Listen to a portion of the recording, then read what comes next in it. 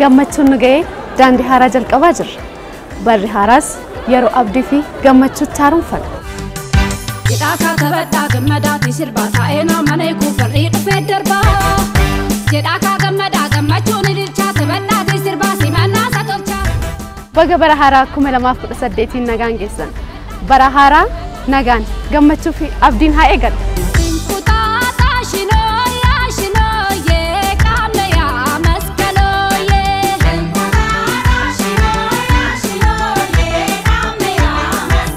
walitti dhufeenyaan jaalalaa fi waltumsaan akka aadaa keenyaatti bara haaraa simannaa gammachuu fi nageenya waliin qooddamu.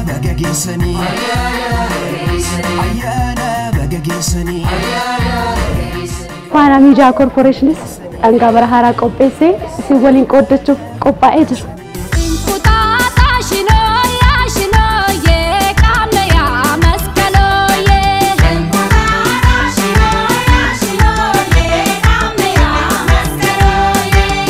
Ayyaana bara haaraa Faana Miidiyaa Korporeeshin waliin haa kabaju. Isinis oomishaa fi tajaajila keessan beeksifadha.